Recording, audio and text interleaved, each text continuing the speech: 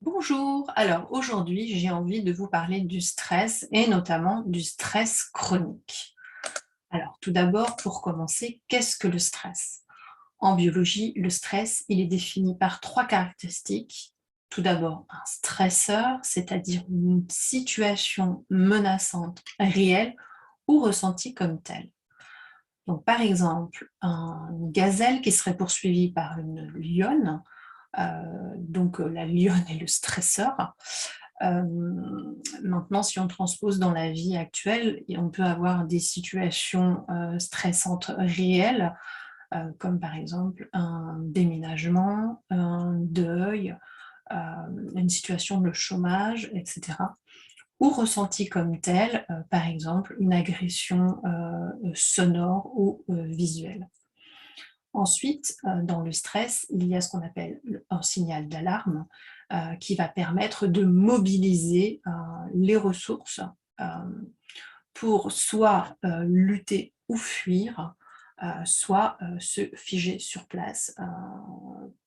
Dans notre exemple, la gazelle qui ferait la morte euh, en essayant de voir si la lionne passe à autre chose ou pour pouvoir éventuellement repartir plus vite à ce moment-là. Et puis, il y a également un troisième facteur, un ensemble de réactions de l'organisme euh, qui sont des réactions physiologiques, psychologiques et comportementales.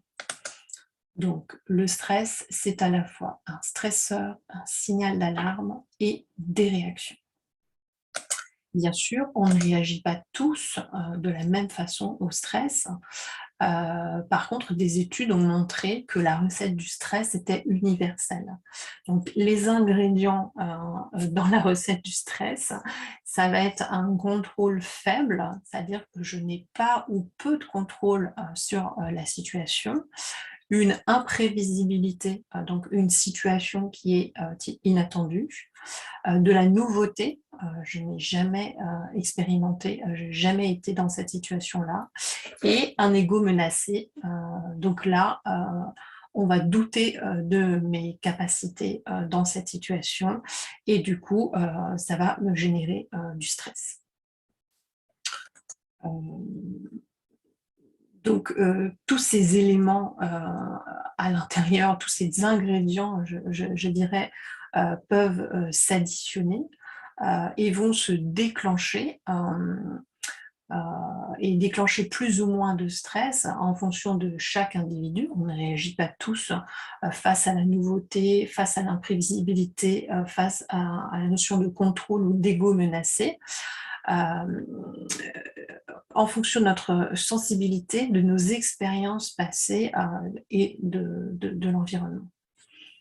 Voilà, donc c'est intéressant de savoir à quoi on réagit plus fortement, pas forcément pour anticiper, mais peut-être pour savoir que telle ou telle situation va nous générer du stress, et puis surtout après pour réguler ce stress.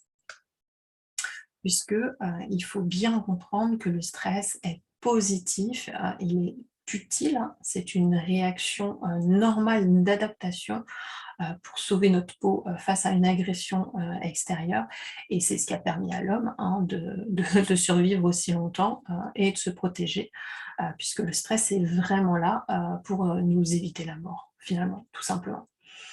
Euh, donc le stress, c'est absolument pas un ennemi, bien au contraire, hein, il est là pour nous permettre de survivre.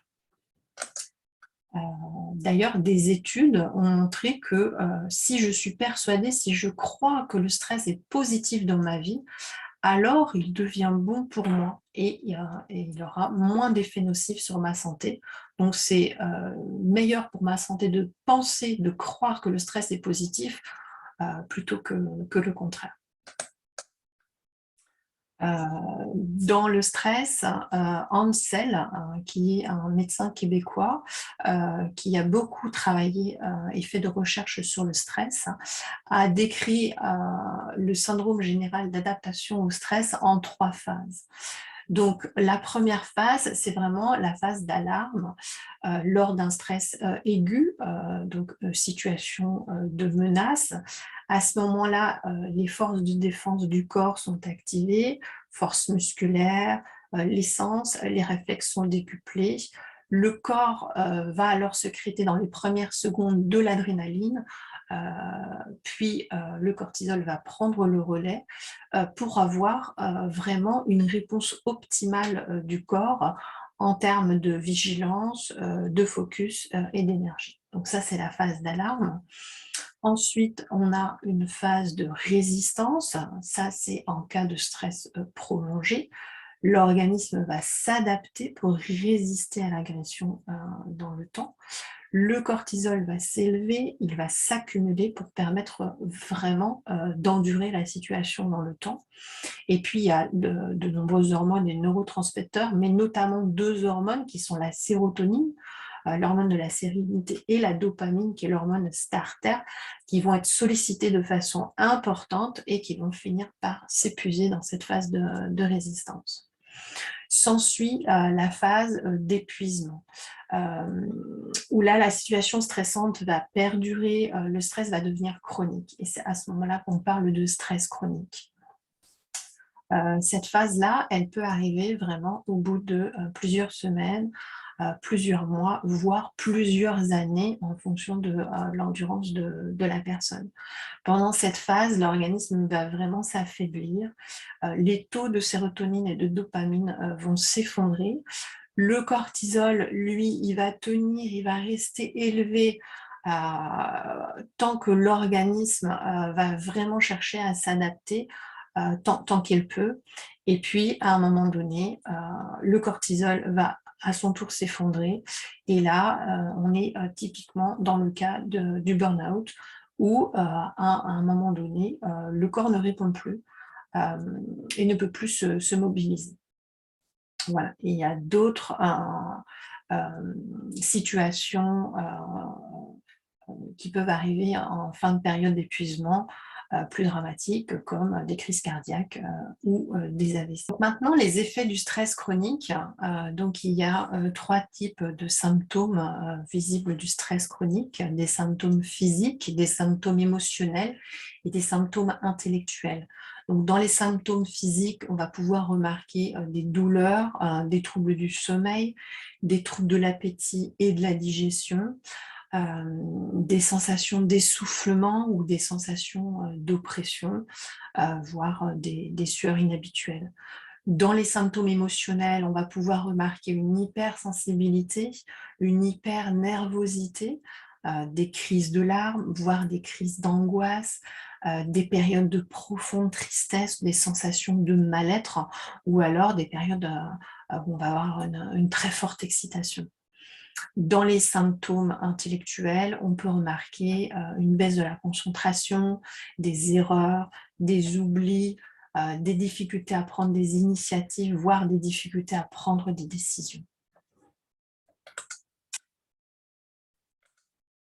Donc, vous l'avez compris, hein, l'idée, c'est vraiment de ne pas laisser s'installer le stress chronique dans notre organisme. Donc, le stress, c'est une réaction naturelle. C'est impossible de l'éliminer de notre vie, on ne va pas vivre dans une bulle. L'idée, c'est vraiment de comprendre finalement à quel type de situation on réagit et d'équilibrer finalement ces situations. À chaque fois qu'on a période de stress, eh bien, on vient mettre une période de repos pour finalement équilibrer le système nerveux pour qu'il fonctionne correctement. Donc, l'idée, c'est vraiment de faire baisser le niveau de cortisol. Et pour ça, une excellente clé, c'est de ralentir, de se poser, d'utiliser la respiration. Voilà, donc il y a beaucoup d'outils, il y a beaucoup de méthodes pour rééquilibrer tout ça, qui feront l'objet de prochaines vidéos sur cette chaîne. Donc, je vous invite à liker la vidéo si ça vous a plu et à suivre les différentes techniques et outils que je vais vous proposer par la suite. À bientôt!